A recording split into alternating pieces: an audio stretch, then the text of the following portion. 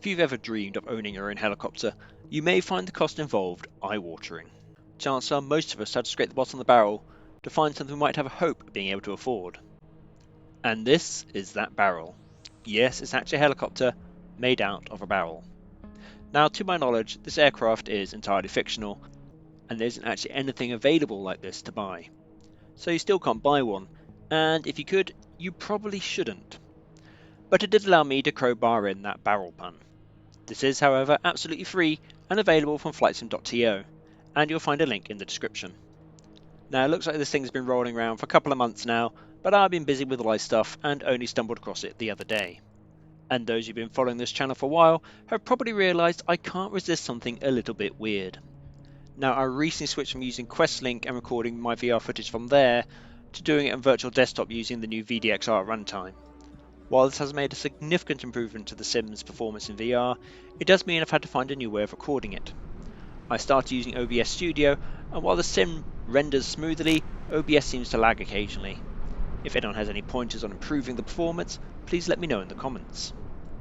But for now, apologies for the occasional frame rate stutter while I work out the kinks. On the outside, it's, well, a barrel with wings and an engine, and some scaffolding welded on the back. I like the 2 mini kegs on the front for the fuel, although they don't hold a lot, and in terms of electrical systems, we have some flashlights duct taped to the wings and to the cage. And nothing says aircraft safety like duct tape. But it does also have a couple of solar panels. Combine that with the fact it's built entirely from recycled materials, and this could be considered a pretty environmentally friendly aircraft. The first thing you see when you load this thing up in the sim is the cockpit, which I just love. If the developer was just trying to create a weird novelty, they could have used the standard gauges, but instead they've created these hand-painted looking wooden discs that have been roughly nailed onto what, for the lack of a better word, I'm going to call the front dash. And the labels scribbled on with what looks like chalk pen, saying things like chop stopper, steering things, and my favourite is the fuel gauge with OK and not OK. Clearly the developer has put some creative thought into the design, and it really gives it that cobbled together by a nutter in a shed look and feel. There is, however, no navigational equipment, not so much as a compass. Startup is pretty straightforward. It's not like you're starting Concorde. Set the mixture to full and turn on the magneto. Check the battery and alternator, although these are normally on when you first load up the aircraft. Then all you need to do is press and hold the starter until you hear the engine come to life.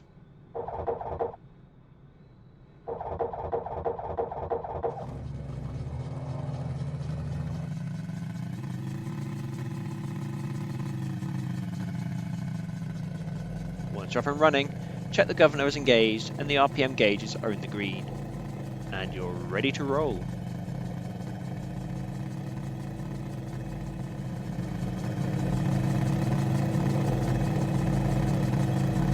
As you may have guessed, we're in Bora Bora for this flight. I've got the live weather turned on, and there's actually quite a strong breeze. And this isn't the most stable helicopter to begin with, which is why the takeoff was a little wobbly. In general, the handling is kind of twitchy, but I am flying a barrel, so it's probably fairly accurate. Although I can't say it looks like a particularly comfortable seating position for the pilot with his knees scrunched up like that. I certainly wouldn't want to do a long flight in that position, which isn't too much of a concern as this thing can't carry enough fuel to do a long flight.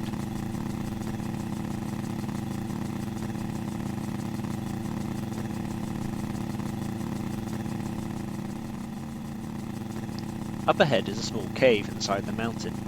This is part of Cliff 4D's Bora Bora scenery pack. His scenery packs have loads of these little details, and they always look great. So let's see if I can land this thing inside the cave.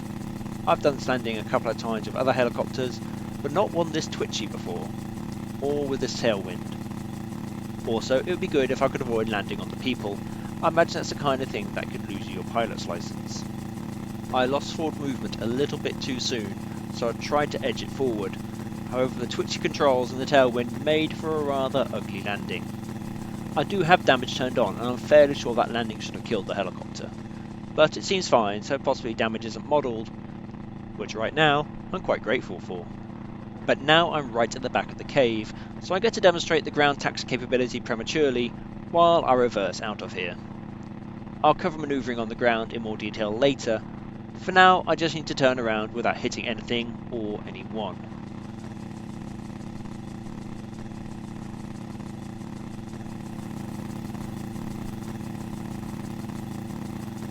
Okay, now I'm pointing the right way to fly out of here. But first I'm going to top up on fuel because, as previously mentioned, this thing doesn't carry a lot and I don't want to run out in the air.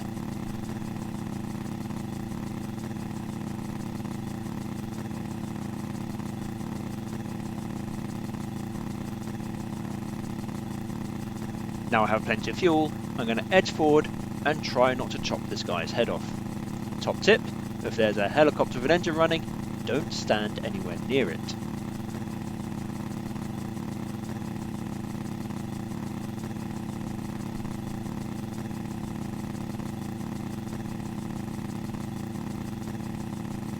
It got pretty close, but I think he got away with just a bit of a haircut.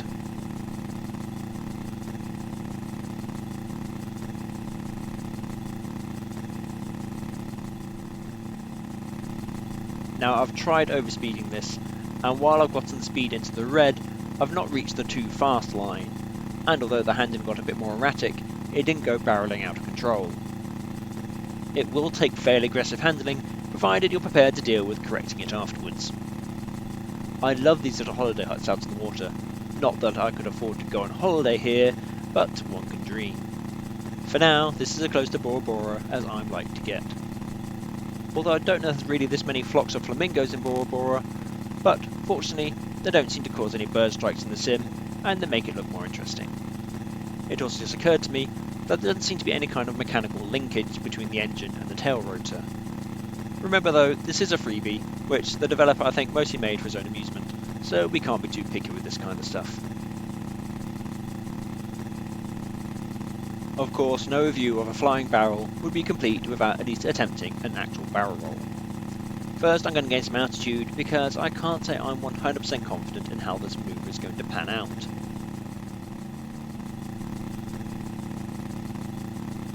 We've reached around 800 feet, which should be enough, so let's go for it. And we're going up and over and barreling down towards the sea beneath us. So we almost made it before it decided to try and kill us. Fortunately, I was able to recover before becoming a barrel canoe or crashing into that boat.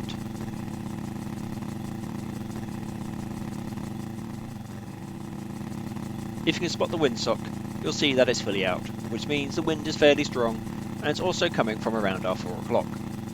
So I'm going to fly a short right-hand pattern to bring us in for a rolling landing on the runway.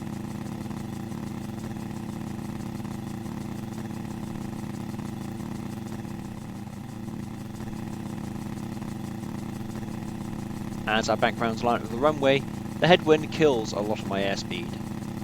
It also means that I had to bring it in on a bit of a crab, but can straighten out as I touch down.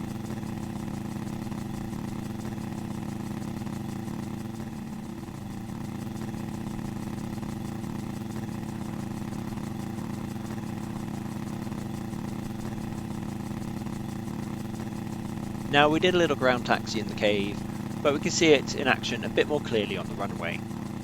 To get moving, lift the collective to around 50% and ease the cyclic forward, and you should start to roll. Control the speed of the cyclic rather than the collective. If you're going too fast, just ease back on the cyclic.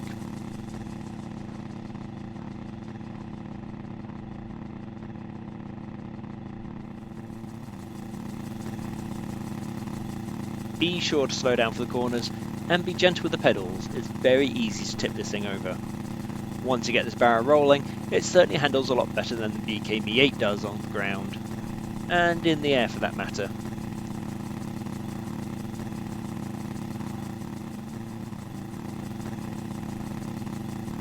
When you want to stop, just ease back on the cyclic and lower the collective.